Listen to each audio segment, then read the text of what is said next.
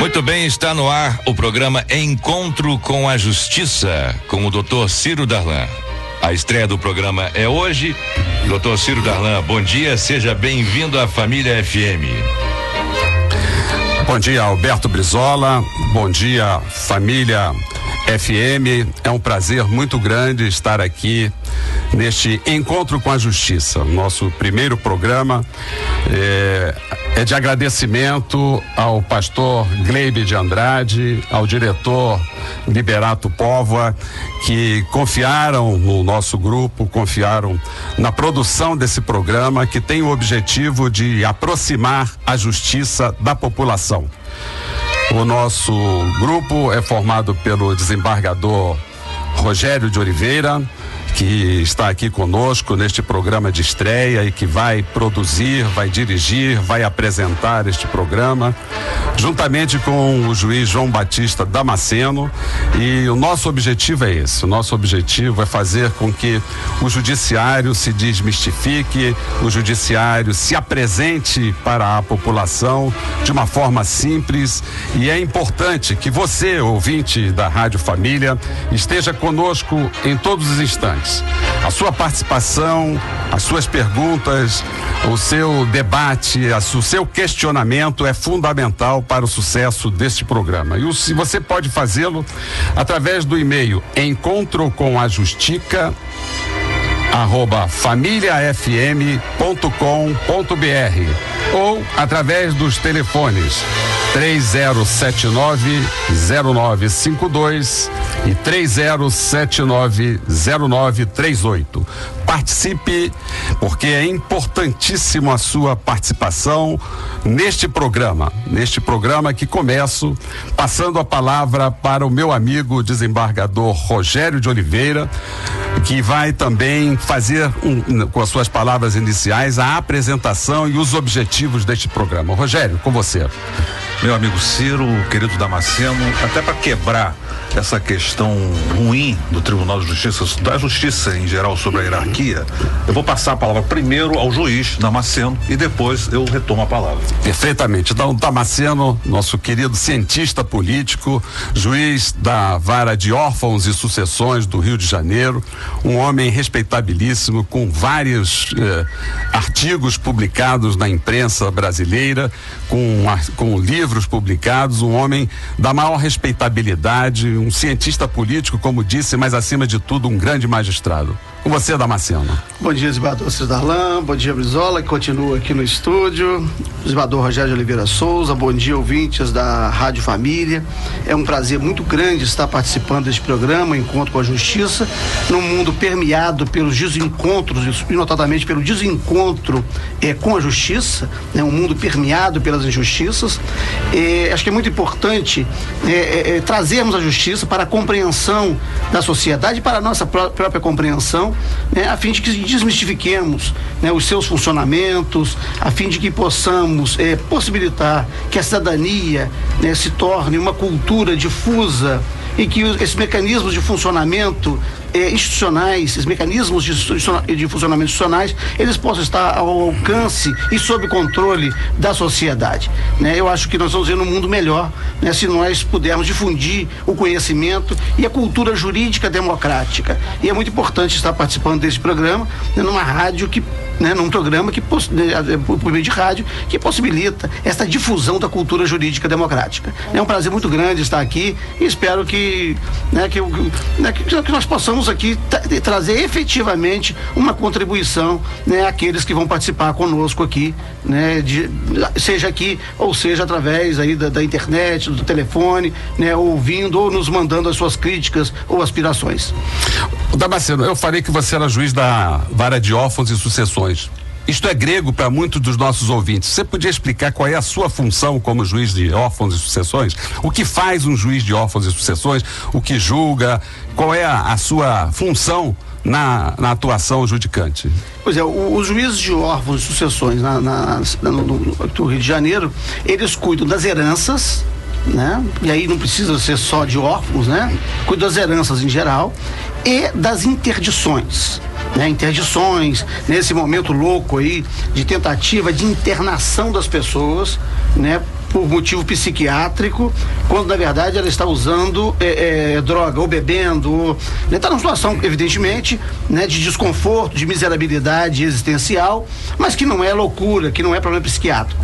E a justiça tem se prestado também esse papel de autorizar internações, né, de uma pessoa que usa droga a pretexto de que ela está com problema psiquiátrico. Então eu tenho essa dupla função, né, na questão das heranças, né, das heranças, dos testamentos, e a questão das interdições daqueles que tenham incapacidade psíquica para reger os atos da sua vida civil. Então é essa a competência dos juízes de várias sessões no Rio de Janeiro. Agora, antes disso, eu fiquei nos últimos 15 anos, né, em Nova Iguaçu, julgando toda a matéria, com exceção de crime de família, né, consumidor, né, problemas de transporte, fazenda pública, né, as questões relacionadas ao SUS. Antes disso, já tinha estado em Magé, uma competência também difusa, né, civil.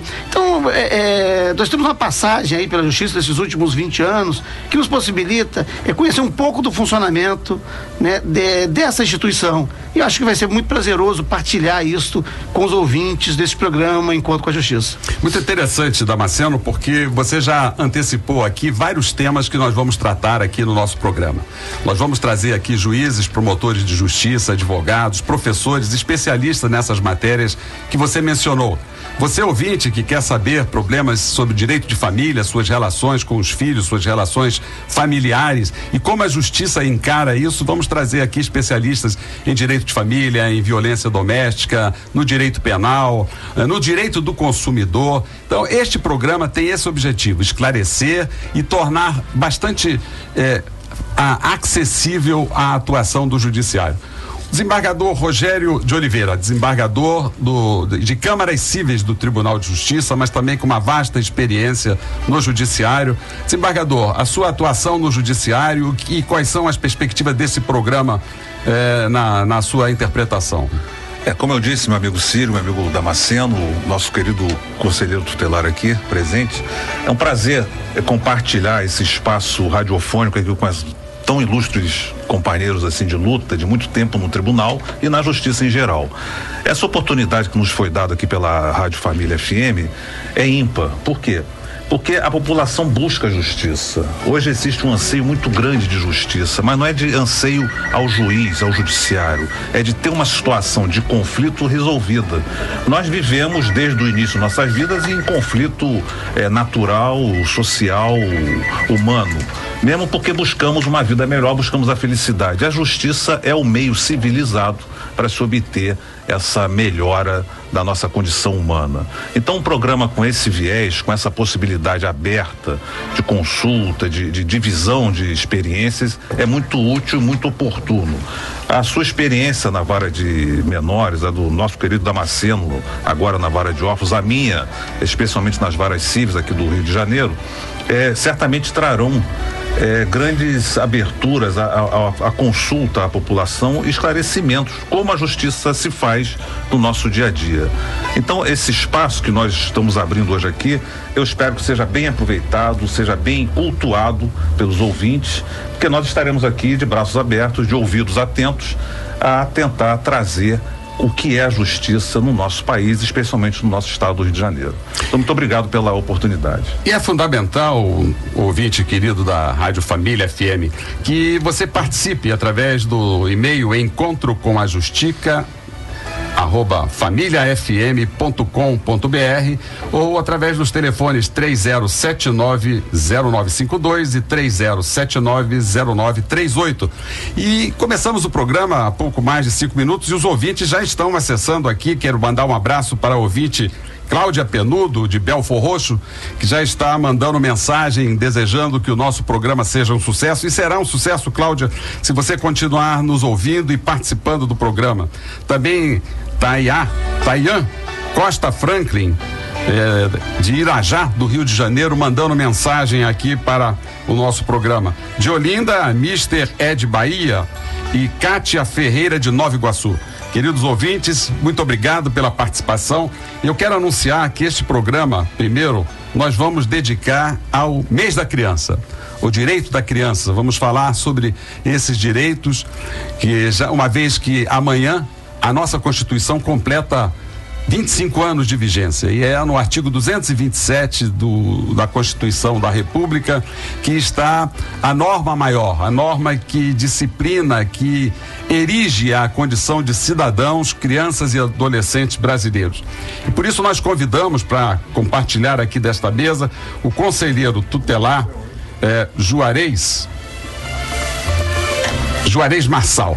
Juarez Marçal, além de conselheiro tutelar, ele é vice-presidente da Associação de Conselheiros Tutelares do Rio de Janeiro e vai nos esclarecer a todos nós e aos ouvintes sobre a função do conselheiro tutelar, sobre qual é a importância, como se chega a conselheiro tutelar, qual é a importância do conselheiro tutelar no sistema de garantia de direito. Então, com a palavra para o nosso bom dia, Juarez Marçal, conselheiro tutelar do Conselho Tutelar da Tijuca. Do centro. Bom dia. Gostaríamos de estar, com certeza, de estar contribuindo aqui com os ouvintes dos senhores. Juarez, como se chega a conselheiro tutelar? Como é que você chegou à condição de conselheiro tutelar? Como os nossos ouvintes que desejarem ser conselheiros tutelar devem fazer para erigir a esta função tão importante no sistema de garantia de direitos de crianças e adolescentes? Olha, o conselheiro tutelar, ele é um membro da sociedade. Ele basta ter uma idoneidade moral, comprovada idoneidade moral acima de 21 anos e ter prestado serviços já aqui no Rio de Janeiro, por exemplo, 2 anos. Ele tem que trabalhar com um público específico na área da criança e adolescente. Então, e aí ele se torna um conselheiro tutelar e o Conselho Municipal da Criança e Adolescente que tem essa responsabilidade da eleição para o conselheiro fazer essas verificações, com o Ministério Público sendo o grande fiscalizador. E como é que é essa eleição? Qual é o período de eleição e onde a pessoa deve se inscrever? O senhor sabe que a partir de junho do ano passado foi decretado uma nova lei que estabelece as eleições unificadas para os conselhos tutelares de todo um Brasil. E eu creio que a partir desse momento, a partir já de 2015, que vai ser a primeira eleição unificada, eu acho que a população ela terá mais clareza, porque o que acontece hoje, as eleições para o conselheiro tutelar, ela ocorre de forma, hoje aqui no Rio de Janeiro, amanhã em Nova Iguaçu, e assim sucessivamente. Então a população fica meio que perdida. A própria, confesso que tenho certeza que a própria mídia não dá tamanha relevância nesse caso, porque assim, toda hora uma eleição. Então agora, com a eleição pro Conselho Tutelar, a partir de 2015, que ela vai ser unificada, e aí o mandato do Conselheiro Tutelar, ele estende-se a 4 anos, nós temos certeza que a partir de agora a população ela terá mais clareza do nosso papel e uma maior proximidade também com o próprio Conselho. Com certeza, com essa unificação a população vai ter mais acesso e mais conhecimento, né? A mídia também pode dar uma cobertura melhor. Agora, Juarez, o que faz o Conselheiro Tutelar? Qual é a função do Conselheiro Tutelar?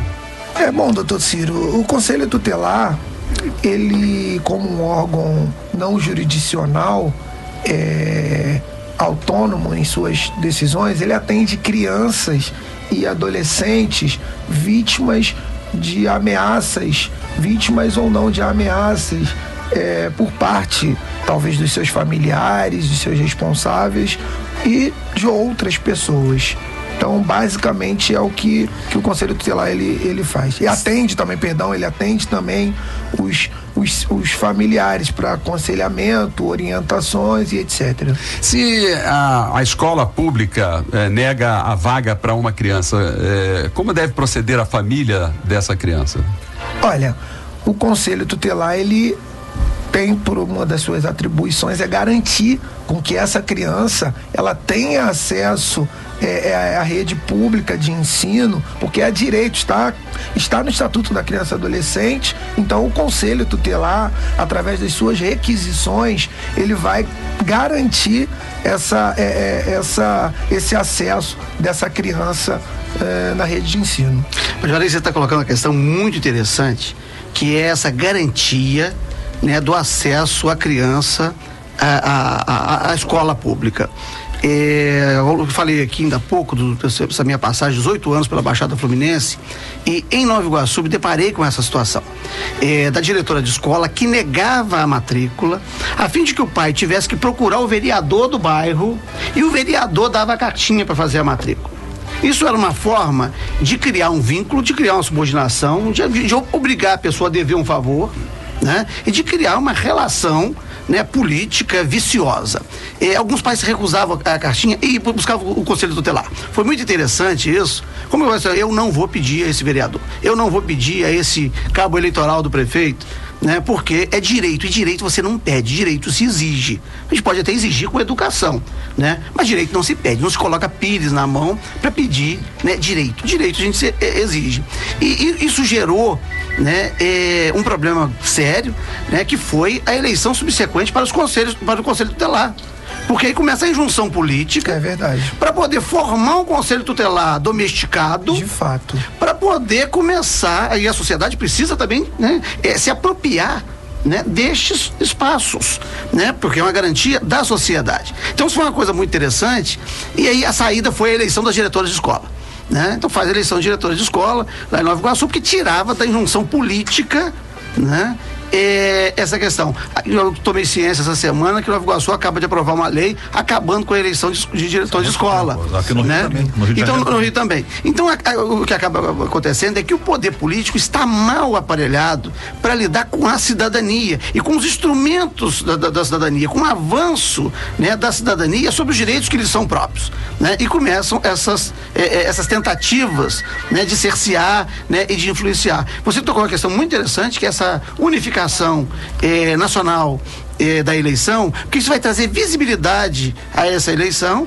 né? E todos nós poderemos, né, passar a participar e saber de quem é o conselheiro tutelar da nossa específica região. É importante, desembargador Ciro Damasceno, que se coloca o seguinte, que esses conselhos tutelares não são órgãos do Poder Judiciário. É verdade. Não são órgãos do Poder Judiciário, são órgãos do Poder Executivo, embora fiscalizados e acompanhados pelos órgãos do Poder Judiciário. Para não haver essa confusão, como está hoje num jornal de grande circulação, de uma juíza de menores do Pará, em que teria colocado ela, uma menina, numa cela com presos.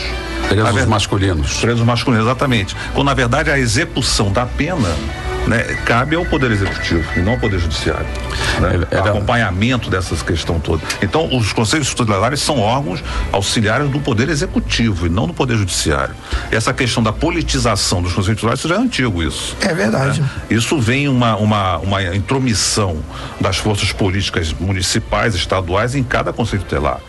Vamos ver como isso vai se desenvolver daqui para frente. Agora, que é um risco também da politização desses conselhos, sempre houve isso. Mas se politizar e a sociedade tomar ciência de que está politizando, são as opções, né, que a sociedade faz. Não há como fugir da política. Não há como fugir, a saída da política é o poder tradicional, né? O poder do chefe de família tradicional, que é um problema, né, para a própria infância. A construção do direito da criança, ele se faz em contraposição, muitas das vezes, ao poder do chefe de família. Né? Muitos abusos que as crianças sofrem ocorrem dentro da própria casa e praticados por familiares. Então tem aí, o direito da criança se contrapõe por vezes às vontades, os desejos, o arbítrio do próprio membro da família. Essa é uma relação muito, né, muito delicada. E a outra saída é o poder religioso, né? Mas, que também que tem outro espaço. Então, para gerir as coisas públicas, nós não queremos nem o poder tradicional, nem o poder religioso. Mas o poder político. É o poder político. Exatamente. Agora, político no melhor sentido de polis, de cidade. De participação. Né? De participação, que dá a palavra cidade, civilidade, civilização. Né? Então, a gente não vai conseguir sair da política, agora não pode ser a política miúda. Só para lembrar, né? Na questão das eleições dos diretores de escola, que o meu irmão foi diretor de escola já, na época foi até eleito, isso acabou aqui no município do Rio de Janeiro, e me parece que na maioria dos municípios, né? Essa questão vem do chaguismo antigo, que as próprias diretoras de escola eram polos de atuação política daquele mandatário local. Quando houve a eleição, isso veio com o governo Brizola, me parece. Exatamente, 1983 com o Brizola. O Brizola, ele despolitizou essa questão das escolas. Aliás, era outro Brizola. O Brizola que nos antecedeu hoje, não é? Não é esse. Sinal que é a família do bem. Exatamente. Mas foi muito bom, Juarez, o desembargador Rogério, falar que é um órgão não jurisdicional, porque muitas pessoas confundem e procuram, às vezes, o conselheiro tutelar para resolver questões de família. Por exemplo, eu quero a guarda do meu filho, isso não é com o conselheiro tutelar. E o conselheiro tutelar, ele é eleito pela população e ele é capacitado para discernir e para saber qual é a sua atuação não jurisdicional de proteção à infância e à juventude, que aliás tem sido muito relevante para a nossa sociedade. Graças à atuação dos conselheiros tutelares, muitas crianças têm sido salvas de violência, inclusive o mais famoso, uma procuradora em Ipanema que pegou a guarda de uma criança para adotar e estava maltratando, estava torturando essa criança, e graças à intervenção do conselheiro tutelar, essa procuradora hoje está na cadeia cumprindo pena. Agora, ouvintes, não deixem de participar do nosso programa Encontro com a Justiça através do e-mail encontrocomajustiça@familiafm.com.br e os telefones 3079-0952, 3079-0938. Os ouvintes já estão aqui participando. A Ângela Maria Santana, de Araruama, do Rio de Janeiro. Flávia da Conceição Mac Ribeiro, de Eugênio Gudan, também mandando mensagem. O Bruno Saldanha, também do Rio de Janeiro, o Luciano, a Rosemary Lopes e a Ilza Cristiane. Agradecemos aos nossos ouvintes por essa participação. E queria dizer que também, além desse tema, crianças e adolescentes, estaremos aqui debatendo temas como direito ambiental. Muito interessante que hoje nós estamos inaugurando este programa justamente no dia de São Francisco, que é um santo que privilegia a defesa da natureza, dos animais, de crianças e adolescentes. Um santo que, pela sua humildade, nos deixa todos muito emocionados, e é um prazer estar inaugurando no dia de São Francisco. Algumas notícias da mídia vinculadas ao direito e à justiça no dia de hoje, eu vou passar. O Tribunal de Justiça instituiu uma guia de material sustentável para compras. Olha só, estamos falando de direito ambiental e o Tribunal de Justiça dando este exemplo de como devemos preservar a natureza. Haverá também na Emerge uma palestra sobre os 25 anos da Constituição Federal, que completaremos amanhã 25 anos. Aliás, também no dia 12 de outubro, Dia da Criança, nós estaremos comemorando o 23º aniversário do Estatuto da Criança e do Adolescente. O tribunal também inaugurou um odontomóvel para servidores de Macaé, para fazer o serviço de odontologia gratuito. E o órgão especial do Tribunal de Justiça escolhe, na próxima segunda-feira, mais um desembargador. Essa escolha de desembargador. Eu estou concorrendo, hein, Ciro? Essa escolha de desembargador, está em meu voto. Eu não sou do órgão especial, sou suplente do órgão especial. Teria o meu também. Mas teria o meu com o maior prazer. Mas só para os ouvintes entenderem como é que se faz um desembargador, né? Nós temos que esclarecer. Nós temos duas maneiras de chegar a desembargador. Uma é ralando durante 25 anos, como eu fiz, fazendo um concurso público para ser juiz de direito, e depois passamos por todas as comarcas do Rio de Janeiro. Eu vim de Silva Jardim, minha querida Silva Jardim, um abraço para os nossos ouvintes de Silva Jardim que estão aqui ligadinho na Rádio Família FM. E depois a gente é promovido, vem para a capital, fui juiz da vara de execuções penais, de varas criminais e vara da infância e da juventude, onde passei 14 anos, e fiz lá o meu percurso mais bonito, porque de onde eu mais me orgulho de ter trabalhado como juiz da infância e da juventude. E depois de 25 anos ralando como juiz, fui promovido a desembargador no ano de 2004. Esse é um caminho. O outro caminho é através do 5º Constitucional, que nós fazemos inúmeras críticas, mas é que está na Constituição, que amanhã completa 25 anos e nós temos que respeitar. Mas é através do 5º Constitucional, um advogado com mais de 5 anos de atuação no judiciário ou um promotor de justiça pode se habilitar a chegar ao cargo de desembargador pelo chamado 5º Constitucional. Então é assim, ouvintes, que se faz um desembargador. E o que é um desembargador? O desembargador nada mais é do que um juiz de 2º grau, um juiz que julga as apelações dos juízes de 1º grau. O juiz de 1º grau, ele julga monocraticamente. Monocraticamente significa que só um juiz prolata a sentença. Já no 2º grau, nós temos que dividir a nossa decisão com mais 2 colegas. Então nós passamos a ser não mais um juiz inteiro, na íntegra, mas 1/3 de juiz. O nosso voto valemos menos, né? É partilhado entre mais 2 colegas. E aí, numa Câmara, civil ou criminal, julgam-se as apelações. Então, para que os ouvintes comecem a entender esse mecanismo do Poder Judiciário, é assim que nós atuamos.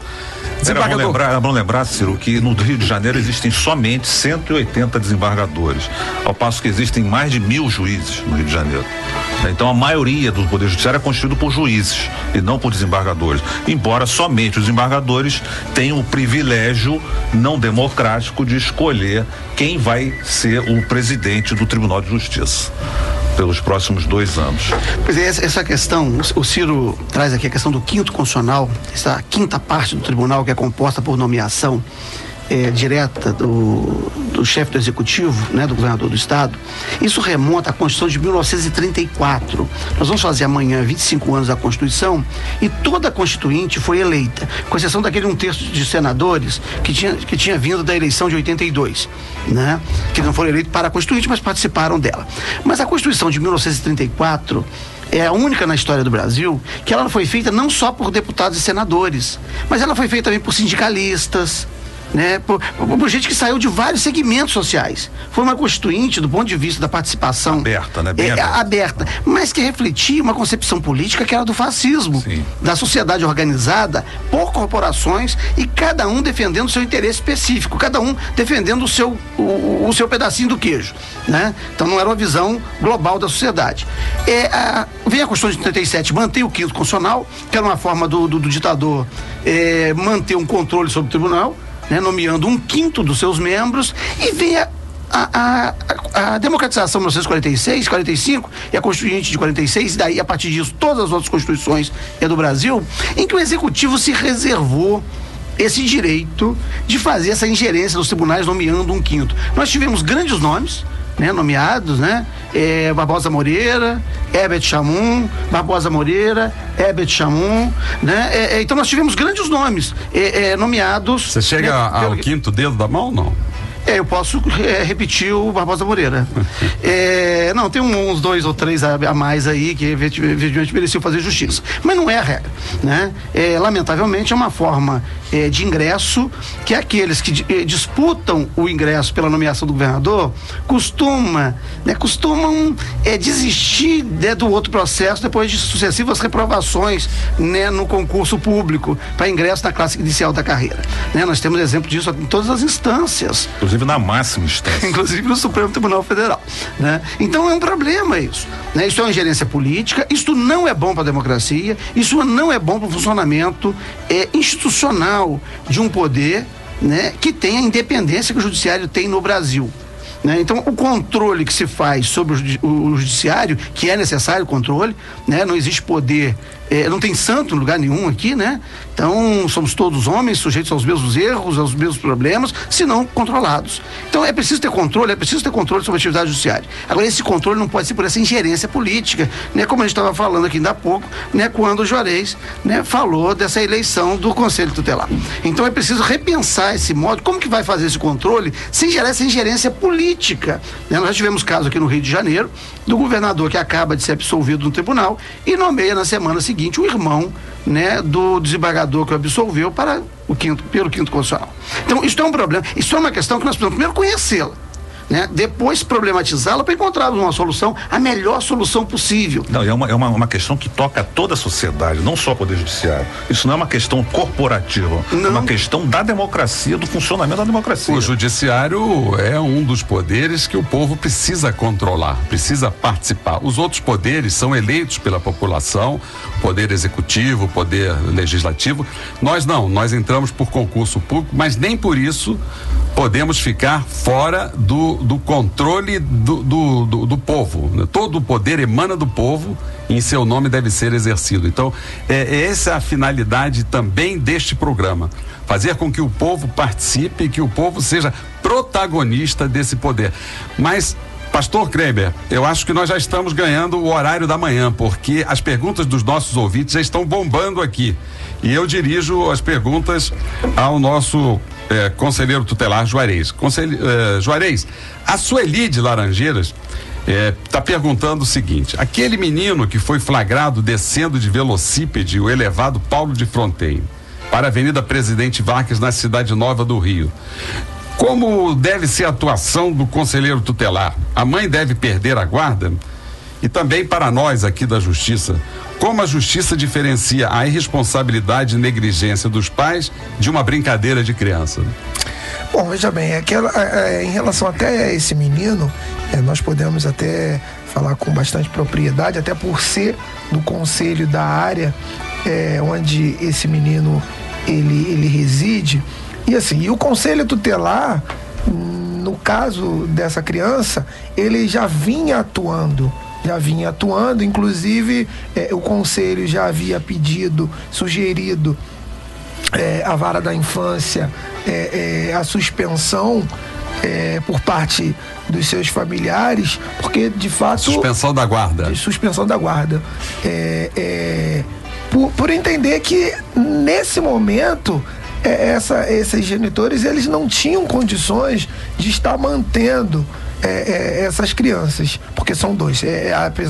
Apesar de ser aquele menino, ainda tinha um outro irmão. Ambos negligenciados pela família. Exatamente. Então, o conselho atuou, o conselho sugeriu que naquele momento os responsáveis não tivessem a guarda. Ele inclusive foi acolhido, mas infelizmente o menino ele evadiu, né, do acolhimento institucional e, por coincidência, parece que estava vendo, por conta daquela manifestação dos professores na porta da prefeitura, então tinha lá um órgão de imprensa que flagrou, né, aquele menino descendo o elevado Paulo de Fronteira, e foi essa grande repercussão que se deu. Mas assim, de fato, parece que a juíza, ela mais uma vez expediu um mandado de busca e apreensão.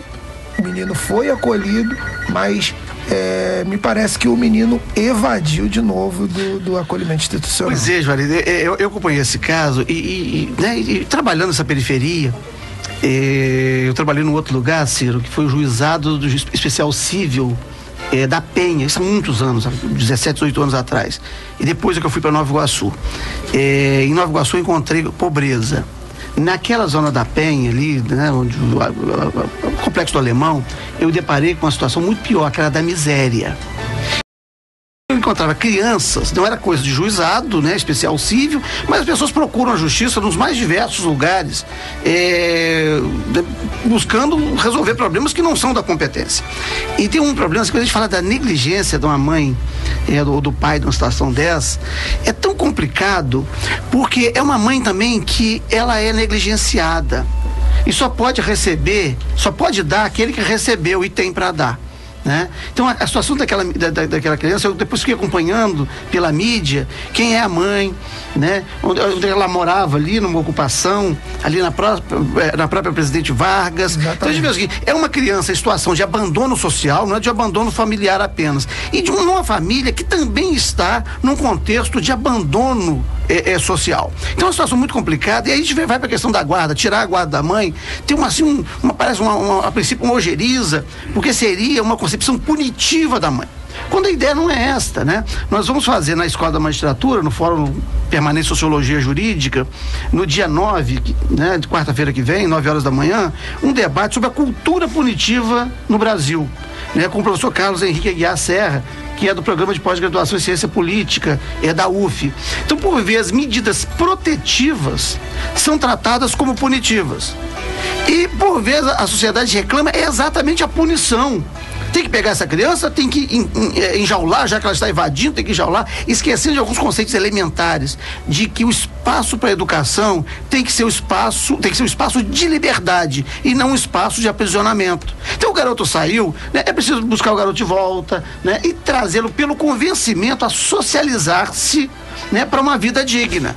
Mas o que se quer é o seguinte: tem que prender o garoto, tem que jaular o garoto porque ele está brincando de patinete, né, numa ladeira, né, coisa que eu fiz a vida inteira quando eu era criança. Claro que não era na ladeira do movimentado, né, na cidade do interior de Minas Gerais, que a gente brincava na rua também, né, com velocípedes, com patinete, com coisa parecida, né, numa rua que não tinha trânsito. E aí você vai ter que jaular o garoto e pegar a mãe dele, punir a mãe dele, quando é uma pessoa que também não tem nada para dar, né, mora num cubículo, né, de 2,5 por 2,5, onde não tem condições de acolher os filhos dentro de casa num dia de chuva como o dia de hoje. É engraçado, Damasceno, né, que a mão do Estado para punir, ela é muito pesada. Agora, para auxiliar, para dar caridade, ela não existe. Eu só estou lembrando aqui uma questão interessante. Há pouco tempo atrás eu julguei um caso lá na 22ª Câmara Civil, em que houve a aplicação de uma multa pecuniária a uma mãe que teria abandonado o seu próprio filho. Quando a gente vê o caso concreto, qual é a justiça? Pecuniária de dinheiro, a multa exatamente, em dinheiro. Qual é a justiça você aplicar mais uma pena, ainda mais em dinheiro, a uma pessoa pobre, uma pessoa humilde, quando na verdade ela foi compelida pela própria situação dela, por ela não ter o que dar, a deixar a criança. Então nós, na verdade, afastamos essa punição excessiva, dolorosa, que já era o próprio processo foi uma dor para essa mãe. E quando o Estado, quando se discute hoje em dia a questão da menoridade penal, né, de retroagir mais ainda a maioridade penal, nós queremos que o Estado, com a sua mão cada vez mais pesada, atinja essa criança, esse jovem, totalmente entregue à vida, sem nenhum respaldo social. E aí eu me lembro, já que no Espaço Brizola, qual foi a ideia dos brizolões, dos CIEPs antigos.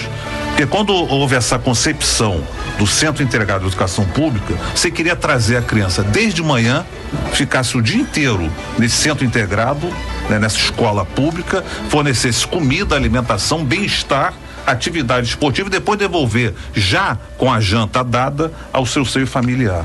Quer dizer, uma promoção ideal que a gente queria, mas que hoje os CIEPs estão totalmente entregues à via comum da educação. Ouvintes, continuem participando através do e-mail encontro-com-a-justica@familiafm.com.br e o telefone 30790952, 30790938. Vamos mandar um abraço para o nosso parceiro também aqui do programa, desembargador Alcides Fonseca, que está grávido. Alcides Fonseca está esperando mais uma menininha que vem aqui. Justamente uma notícia dessa no mês da criança é uma notícia bastante alvissareira. Um abraço para você, para sua esposa, querido Alcides. Esperamos você no próximo programa. Então, Marçal, você estava com a palavra aí. Fala pra gente onde é que a população encontra os conselhos tutelares. Quais são os endereços principais? Quantos conselhos tutelares nós temos na cidade do Rio de Janeiro? Quantos deveríamos ter? Falando de negligência da família, fala também da negligência do Estado, do município, que não tem creche para colocar essas crianças, que não tem escola para colocar essas crianças. Muitas vezes a população vê criança nas ruas e culpa a família que também é vitimizada pela falta de políticas públicas. E você, que é um servidor da sociedade que está na ponta, conta um pouco dessas carências aí de políticas públicas. É verdade. Eu só queria voltar rapidamente aqui.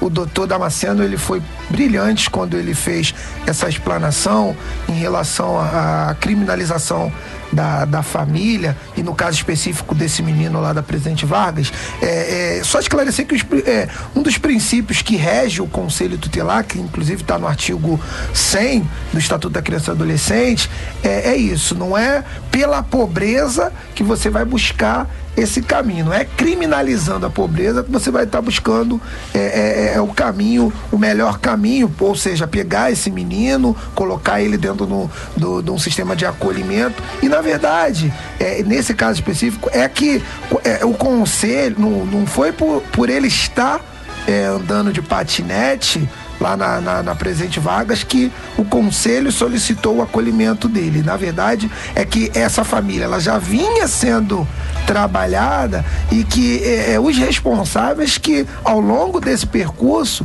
não vinham demonstrando assim uma vontade necessária para que aquela situação também ela mudasse de figura. Então, só para esclarecer isso, mas é bastante oportuno também falar em relação aos conselhos tutelares, que na cidade do Rio de Janeiro nós temos, infelizmente, 12 conselhos tutelares. E o CONANDA, o Conselho Nacional da Criança e Adolescente, ele preconiza que a cada 100 mil habitantes deveríamos ter um conselho tutelar. Então, assim, se somos uma cidade de mais de 6 milhões de habitantes, então olha o déficit de conselhos tutelares. Pelo menos 60 Exatamente, nós deveríamos ter 60 conselhos tutelares na cidade do Rio de Janeiro, e nós temos esse número ínfimo de 12 conselhos tutelares, lamentavelmente. O conselho tutelar, por exemplo, do centro,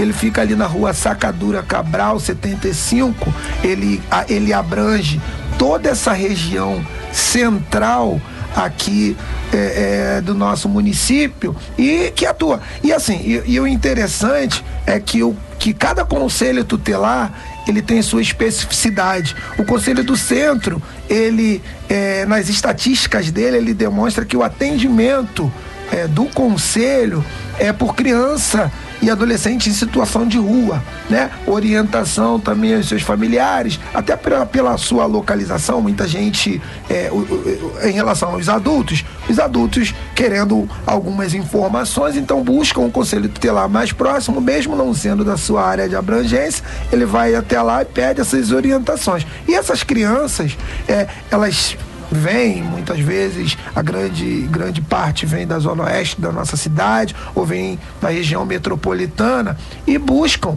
no Conselho Tutelar. Ela sabe bem o papel do Conselho Tutelar, então ela vem, busca, e o Conselho do Centro acaba sendo a grande referência para essa criança que está em situação de vulnerabilidade social. Vou dar um telefone aí do Conselho Tutelar que a população pode acessar.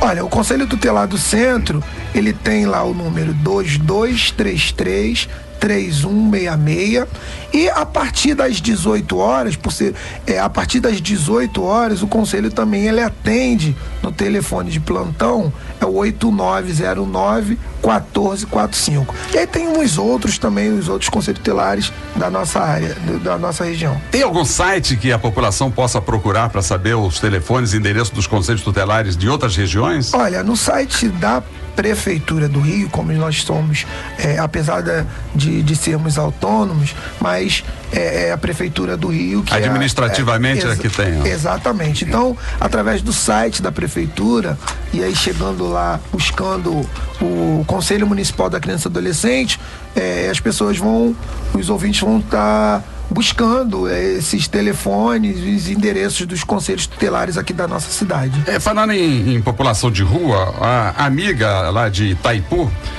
pergunta a você, Marçal, o que ela pode fazer se existe moradores de ruas e crianças roubando? Qual é o órgão responsável por essas pessoas? Bom, veja bem, cabe ao Poder Executivo essa ação de acolhimento institucional. E aí, quando há uma situação onde uma criança ou um adolescente ele esteja praticando um ato infracional, é importante que nós desvinculemos pelo seguinte: a criança ela é encaminhada ao Conselho Tutelar. mesmo praticando o ato infracional para ser aplicada a medida protetiva. E o adolescente, ele é encaminhado aqui na cidade do Rio de Janeiro, eu creio que algumas cidades também da região metropolitana tenham, para a DPCA, que é a Delegacia de Proteção à Criança e Adolescente. Muito bem. Marcelo, aqui também tem uma pergunta da Aliane, nossa ouvinte de São Gonçalo, que ela disse o seguinte: a sua filha está matriculada numa escola pública muito longe de sua casa. Ela tentou pedir transferência de todas as bandeiras, mas não conseguiu. O que ela deve fazer? Olha, ela pode estar buscando o Conselho Tutelar lá de São Gonçalo, e o Conselho Tutelar, ele vai buscar junto à Secretaria de Educação que essa criança está, porque é um direito dessa criança estar matriculada próximo à sua residência. Muito bem. A Regina de Copacabana, ela pergunta o seguinte: ela diz que é separada, tem um filho de 18 anos e o seu ex-marido, pai do seu filho, não quer mais pagar a pensão, pois alega que ele já é maior de idade. No entanto, ela arca com as despesas dele, ele estuda e não trabalha. Ela tem direito à pensão, doutor Rogério? Aí já o Conselho Tutelar já foge aí da atribuição. Antes de responder, Ciro, eu queria só fazer uma observação. Me preocupa muito no Brasil quando se criam estruturas estatais para atender uma necessidade da sociedade. Por quê? Voltando aqui à questão das vereanças, dos vereadores, né? No Brasil antigo era um cargo honorífico, não era remunerado, não era um ônus para a sociedade. Os conselhos tutelares não são órgãos voluntários. Não. São eleitos, são remunerados por isso. Nós não queremos conselheiros profissionais eternos nessa função. Isso é mais um plus na vida de cada cidadão, como é o jurado no júri. É um serviço que ele presta à sociedade por um período determinado, vai ser remunerado por isso, vai ser reconhecido por isso, mas isso não pode ser uma profissão. Né? Conselheiro tutelar não é profissão. Não é. Né? Como virou o vereador, como virou o deputado. Então, assim, o Estado cria essas estruturas, mas nós não podemos deixar que o Estado use isso para ficar um Estado mais pesado, mais caro e não preste o serviço correspondente. Doutor Gérgio, só te fazendo um adendo, em alguns municípios aqui do Grande Rio, é a maior remuneração percebida, né, por agente público. A maioria dos funcionários públicos de Nova Iguaçu, de Mesquita, lugares onde eu trabalhei por muito tempo, os funcionários ganham salário mínimo, salário e meio, e a remuneração do Conselho Tutelar, né, chega a R$2.000. Então, embora não seja uma quantia significativa, acaba sendo cobiçado, além do aspecto político, acaba sendo cobiçado por um profissional que não tem, né, este perfil do Juarez, né, de efetivo envolvimento com o direito de criança e adolescente. A nossa sorte é ter mais um Juarez. Precisamos de muitos Juarezes por aí, né? Já temos o Juarez Cirino no crime, o Juarez Tavares e agora aqui, né, o Juarez Marçal. Nós precisamos reproduzir o Juarez por aí. Só para responder rapidamente. A dona Regina aqui, ela tem que procurar a Defensoria Pública e uma vara de família. Isso não é uma questão para o Conselho Tutelar. É uma questão para a justiça resolver. Então, uma coisa que é o seguinte dos alimentos, né, doutor Rogério? Mas em princípio, os parentes devem alimento entre si, não tem limite de idade. Em princípio, ela tem, o menino dela tem esse direito porque ele está estudando. Tem, claro. Exatamente. Então tem que procurar a justiça procurar a Defensoria Pública ou um advogado, se ela tiver condições, para pleitear esse direito no judiciário. Uma ação de alimentos. Os parentes devem entre si, né? Os pais também podem pedir aos filhos, se os filhos tiverem maior possibilidade, os pais tiverem menor. Doutor Damasceno, aqui tem um ouvinte que ele prefere não se identificar e por motivos óbvios. Ele diz o seguinte: ele está muito envergonhado, pois sua esposa bate nele. Ela é muito estressada e sempre está com TPM, fica nervosa por qualquer coisa. Às vezes ele chega do trabalho e faz perguntas triviais e ela logo começa a gritar e jogar coisas nele. Um dia ela arranhou todas as costas dele. O que ele pode fazer? É o Lei Mário da Penha aí, ao contrário, né? Não, a Lei Maria da Penha, nós não podemos fazer interpretação extensiva em direito penal. A Lei Maria da Penha protege as mulheres vítimas de violência no âmbito doméstico, né, em relações afetivas. No caso, essa lei não pode ser aplicada à mulher, né, quando ela pratica violência contra o seu marido, o seu companheiro. É claro que ele precisa pensar, precisa ver as saídas que ele tem aí. Ele tem o direito penal comum, né? Ele tem a possibilidade de ver que relação violenta é essa na qual ele se meteu. Nós fazemos escolhas também, né? Se eu estou vivendo com uma pessoa que me violenta e eu tenho possibilidade de sair, né, destes passos, e por que eu continuo nele? O que me atrai, né, participar de uma relação violenta, né? E agora tem outros mecanismos. Ele tem o direito penal, que é o pior dos direitos que ele pode invocar, né? Agora ele tem também o direito de família, né? E ele tem as próprias questões de sociabilidade, onde ele pode entrar para saber, né, que relação violenta é esta que ele estabeleceu, né? Ainda que seja convite. Tem os tratamentos psicológicos, psiquiátricos e tudo, que são os mais recomendáveis, Pode né? até culminar na própria interdição, né? Pode tudo, exatamente. Então é preciso compreender essa violência que antecede. Enquadrar, né? Exatamente. Tem que ver isso aí, né? Então não dá para fazer um diagnóstico agora. A Lei Maria da Penha não serve para ele. Marçal, o Guilherme de Caxias está perguntando o seguinte: como uma pessoa deve agir quando desconfia que uma criança está sendo abusada sexualmente? Se essa pessoa não for parente da criança, pode denunciar? Ou apenas os parentes podem denunciar? Não, negativo. Qualquer um da sociedade pode estar fazendo isso. Uma criança na suspeição desse abuso, a família ela pode estar buscando um conselho tutelar da sua cidade, da sua região, mas também existe alguns mecanismos, doutor Ciro, que é interessante também a gente tá passando aos ouvintes, que muitas vezes existem lá o medo desse denuncismo. Então existe um mecanismo interessante criado até pela Secretaria Nacional de Direitos Humanos, que é o Disque 100. Disque 100. Você liga para o Disque 100 e aí essa situação ela chega aos conselhos tutelares, e os conselhos tutelares vão atrás, não no sentido investigativo, é importante até esclarecer isso, mas protetivo. Conselho, exatamente, para tomar a medida protetiva, e aí depois fazemos os encaminhamentos necessários, seja para a delegacia, seja para o Ministério Público, seja para o Judiciário, e aí o conselho traz essa família, acolhe essa família, de fato, essa criança, né, para que essa criança ela não sofra mais esses abusos que com certeza marca pro resto da vida dela. Mas é importante, Juarez, solicitar aos nossos ouvintes que não abusem desse Disque 100. Lamentavelmente, está havendo abuso, quer dizer, algumas pessoas estão ligando para esse Disque 100 como objeto de vingança, para se vingar de algum ato de inimizade, para fazer mal a outras pessoas, e isso prejudica, porque o Disque 100 é um projeto do governo federal muito interessante, que possibilita as pessoas na proteção das crianças, e se as pessoas começarem a abusar fazendo denúncias anônimas falsas, vai desacreditar esse projeto, vai desacreditar esse programa, de forma que nós pedimos que as pessoas façam as denúncias com bastante seriedade. Uma última pergunta aqui que eu vou direcionar aqui para o desembargador Rogério. A Estela de Caxias está perguntando: é verdade que podem adotar crianças, doutor Rogério? Sim, hoje não tem esse problema. A questão da opção sexual de cada um não é impedimento legal, nunca foi, para se adotar uma outra criança. Isso já está bem resolvido, isso, apesar da mídia, de algumas informações desvirtuadas nesse sentido. Então, sem problema nenhum. A pergunta anterior, lá de Caxias, disse que ela tinha acionado a FIA, Fundação para a Infância e Adolescência, do governo do estado, e lá ele disse que só podia intervir se um parente denunciasse. Falso, não acredite.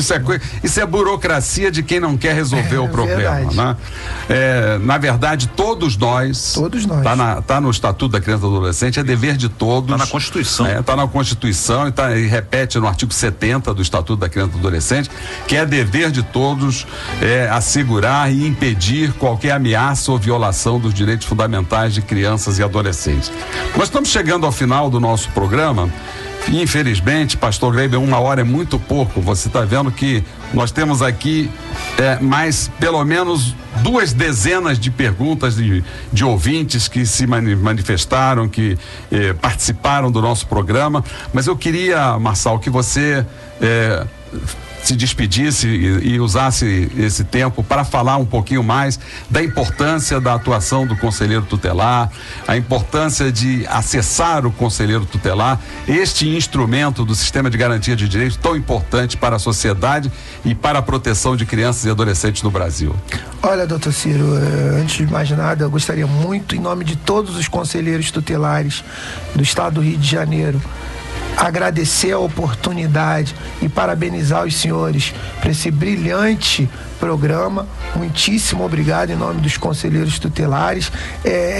Dizer, o doutor Damasceno, ele foi brilhante mais uma vez quando ele falou que a sociedade, ela deve tomar posse do instrumento que é dela, e o conselho tutelar é um instrumento da sociedade, e que a sociedade, ela precisa, ela necessita tomar posse, saber quem são os seus conselheiros, saber onde fica o conselho tutelar, para que ela denuncie, para que ela participe, para que nós consigamos proteger as nossas crianças e nossos adolescentes. Ouvintes queridos da Rádio Família FM, vamos agradecer a participação da Esmeraldina do Centro, Lucilene de Lins, Ana Maria de Caxias, Marileide do Rio das Pedras, Maria Lins da Penha, Danúbia de Bom Sucesso, o Paulo Roberto de Saracuruna, a Ana Maria de Mesquita, a Thelma de Inhaúma, Rosilene e Rosileia de Jardim Alcântara, Solange de Jacarezinho, o Marcondes de Caxias, Maria de Fátima de São Vicente,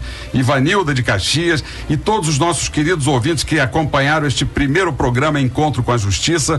E eu passo a palavra ao querido Damasceno para as suas despedidas e suas palavras de agradecimento também ao prestígio que os ouvintes estão dando ao nosso programa.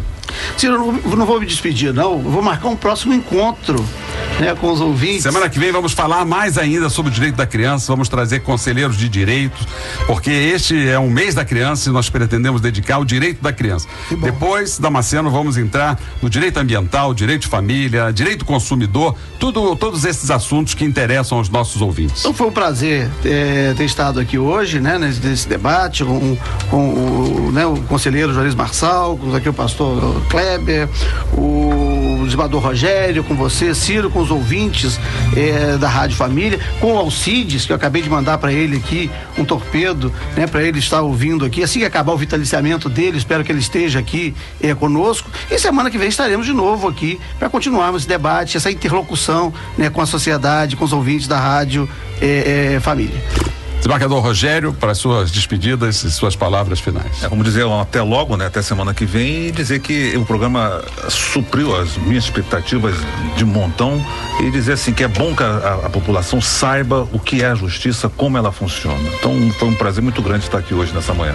Nós sabemos que nós estamos numa emissora cristã, a Rádio Família FM é uma emissora cristã, e sabemos, e os nossos ouvintes sabem melhor do que nós também, que há na Bíblia um livro dos juízes. Então, quando a Rádio Família abriu esse espaço para os juízes, também está cumprindo uma determinação da palavra de Deus, ou seja, um espaço para que os juízes se comuniquem com a população.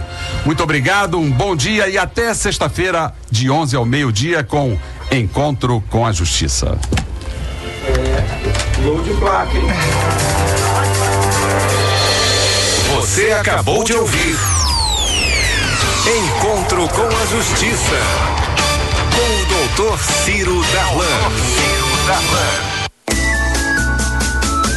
ZYD 480, 104,5 FM, a rádio da família de Deus.